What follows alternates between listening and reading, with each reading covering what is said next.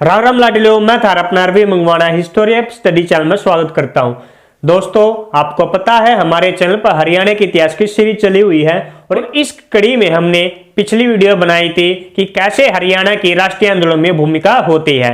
अगर वो वीडियो आपने नहीं देखी है, डिस्क्रिप्शन में लिंक मिल जाएगा, नहीं पर आप आई बटन पर जाकर उसको देख सकते हैं। आज हम बात करेंगे इस वीडियो में प्रथम और द्वितीय विश्व युद्ध में हरियाणा की क्या भूमिका है और साथ ही बात करेंगे आजाद हिंद फौज के बारे में। आजाद हिंद फौज में क्या भूमिका रही है हरियाणा के सैनिकों की, सारी बातें ये करेंगे। वीडियो में अंत तक जरूर बने रहे और स्किप बिल्कुल भी ना करें। तो हम जल्दी से अपनी वीडियो को शुरू करते हैं। तो पहले हम बात करते हैं दोस्तों आजाद हिंद फौज की। आजाद हिंद फौज आपको पता है नेताजी सुभाष चंद्र ने बनाई थी। इसमें हरियाणा से 2715 सैनिक थे, जिनमें से 398 अधिकारी रैंक के थे और 2317 सैनिक थे। इनमें से भी टोटल सैनिकों में से रोहतक से सबसे ज्यादा थे। रोहतक से 398 अधिकारियों में से 149 अधिकारी थे और 2317 सैनिकों में से 724 सैनिक रोहतक से थे, यानी कि टोटल 873 सैन्य बल रोहतक से था हरियाणा के। अब बात करते हैं कि आजाद हिंद फौज में जो बटालियन थे उनमें प्रथम और द्वितीय ब्रिगेड बटालियन का नेतृत्व मेजर सूरजमल और लेफ्टिनेंट कर्नल रण सिंह ने किया था, जो कि हरियाणा के ही रहने वाले थे। मेजर सूरजमल को तो नेताजी सुभाष चंद्र बोस ने सरकार ए जंग की उपाधि भी दी थी इनकी बहादुरी को लेकर। ये नेताजी सुभाष चंद्र ने ही इनको उपाधि दी थी।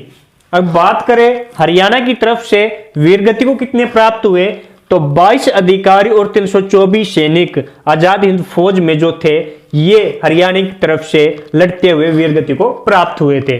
तो ये थी दोस्तों आजाद हिंद फौज के बारे में जानकारी हरियाणा के इतिहास के संदर्भ में।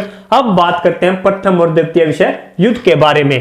प्रथम विश्व युद्ध में दोस्तों आपको पता है जो 1914 से 1918 चला था, इसमें हरियाणा के पूरे भारत से सैनिकों ने हिस्सा लिया था महात्मा गांधी जी के आह्वान पर। तो दोस्तों इस विश्व युद्ध के दौरान एक इंपीरियल रिलीफ फंड बनाया गया था, यानी कि जो सैनिक भर्ती हो रहे उनके खर्चे चलाने के लिए यह बनाया गया था।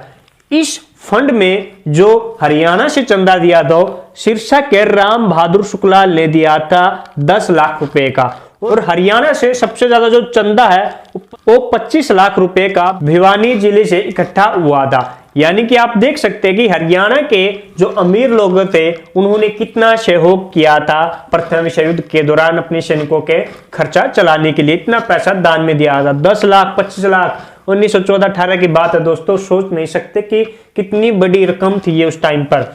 एक बात जरूर याद रखनी है, जो पंडित नेकीराम शर्मा हरियाणा के काफी बड़े नेता थे वो इस भर्ती का विरोध कर रहे थे। वे नहीं चाहते थे कि हरियाणा के सैनिक प्रथम विश्व युद्ध में अंग्रेजों की तरफ से लड़े। तो ये आपको जरूर याद रखना है। और दूसरी बात द्वितीय विश्व युद्ध की। द्वितीय विश्व युद्ध में हरियाणा के किसी भी सैनिक ने शामिल नहीं हुए थे, हरियाणा के नहीं बल्कि भारत के अन्य रीजन, क्योंकि प्रथम विश्व युद्ध में जो लालच देकर सैनिक भर्ती किए गए थे वो क्या हुआ था, अंग्रेजों ने अपने वादा पूरा नहीं किया था। इस वजह से पूरा भारत अंग्रेजों के खिलाफ था। इसलिए जब द्वितीय विश्व युद्ध चला जो 1939 से 45 चला था, कहीं पर भी भारत के सैनिकों या हरियाणा के सैनिकों ने उसमें भाग नहीं लिया था, बल्कि इसका विरोध किया गया था। उस समय जो वायसराय थे भारत के लॉर्ड लिथको थे, जिन्होंने जबरदस्ती ही भारत को द्वितीय विश्व युद्ध में झोंक दिया, लेकिन हर जगह इस बात का विरोध हुआ था। और यही हरियाणा के इतिहास में क्या याद रखना, 1940 में हैदराबाद रेजिमेंट थे, उन्होंने सिंगापुर में विद्रोह कर दिया था। अब इसमें इंपोर्टेंट ये है कि जो इस शामिल थे सैनिक इस विद्रोह में वो हरियाणा के अहीर जाति के थे सभी, और वे मुस्लिम अधिकारी था। उनका इस रेजिमेंट का जो अधिकारी था जहीर का, उसके प्रति स्वामी भक्त थे, यानी कि उसके प्रति आस्था रखते थे। क्यों? क्योंकि ये एक देशभक्त व्यक्ति था। जिस वजह से इन्होंने घोषणा की तो अंग्रेजों ने जहीर खां को इसके पद से हटा दिया, जिस वजह से इस रेजिडेंट ने जो अंग्रेजों के खिलाफ विद्रोह कर दिया था। ऐसे विद्रोह जब हम भारत के इतिहास के संदर्भ में पढ़ेंगे बहुत स्थानों पर हुए थे, यानी कि द्वितीय विश्व युद्ध में अंग्रेजों का साथ नहीं दिया था बल्कि इनका विरोध ही किया था अंग्रेजों का। तो ये थे दोनों विश्व युद्ध। अब इनसे आगे जब 1945 से 46 में चुनाव होते हैं, उसके बाद भी हम इस वीडियो में कर लेते हैं कि चुनाव में हरियाणा में क्या माहौल था। तो हम चुनाव देखते हैं। तो हम बात करते हैं दोस्तों 1946 के चुनाव की। इससे पहले मैं एक बात बता दूं, हरियाणा की यूनियनिस्ट पार्टी थे, काफी बड़े थे, इसके ऊपर मैं डिटेल से एक वीडियो बना दूंगा, आप कमेंट में करके बता देना। वह 1946 के चुनाव से पहले ही कमजोर होना शुरू हो गई थी। इस चुनाव में जो सीटें हासिल की थी वो की थी मुस्लिम लीग ने 75, कांग्रेस ने 51, अकाली दल ने 22 और यूनियनिस्ट पार्टी ने सबसे कम 20 सीटें ही हासिल की थी और निर्दलीयों ने 7। अब कांग्रेस ने यूनियनिस्ट पार्टी और निर्दलीयों के साथ मिलकर सरकार बनाई थी 1946 के चुनाव में, ये याद रखना है। और याद रखने योग्य बात यह है कि इसमें हरियाणा से कांग्रेसी नेता चौधरी लहरी सिंह भी शामिल थे जो सरकार बनाई गई थी। अब बात करते हैं कि उसके बाद आपको पता ही है, क्योंकि मुस्लिम लीग को 75 सीटें मिली थी तो ये पाकिस्तान की मांग कर रहे थे 1940 से ही, तो और ज्यादा इनकी मांग बढ़ना शुरू हो जाती है क्योंकि 75 सीट मिली होती है। जिस वजह से ये है जहां पर हिंदू और मुसलमान दोनों रहते थे, हरियाणा पंजाब खासकर, वहां पर दंगे शुरू हो जाते हैं। इन दंगों के साथ ही 14 अगस्त 1947 को भारत का विभाजन हो जाता है और पाकिस्तान और भारत दो भागों में बंट जाता है। तो दोस्तों उसके साथ ही हरियाणा है जो पंजाब का ही भाग बना रहता है विभाजन के बाद, यानी कि भारत के स्वतंत्रता के बाद, क्योंकि आपको बताया था मैंने 1858 के अधिनियम के तहत पंजाब का हिस्सा बनता है हरियाणा, उससे पहले ये यूपी का हिस्सा था।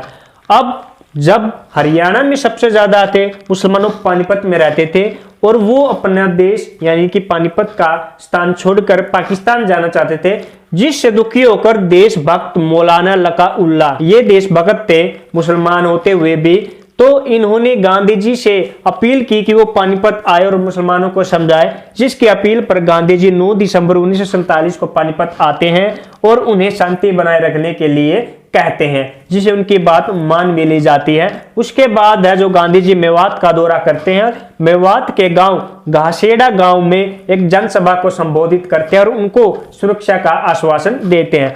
घासेड़ा गांव को जनसभा संबोधित करने का महात्मा गांधी के, तो इस गांव को गांधी ग्राम के नाम से जाना जाता है, ये आपको याद रखना है।